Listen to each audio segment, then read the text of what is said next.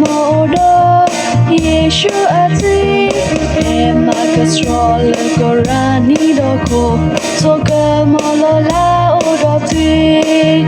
Jasoka molo la odoti Eweto o ati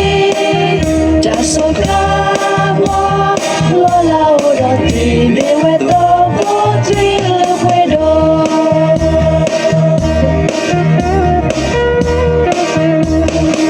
Ani mukho pho edo wanea soka mo odo Yeshu ati no tita ho pede ba plakela soka mo lola odo ti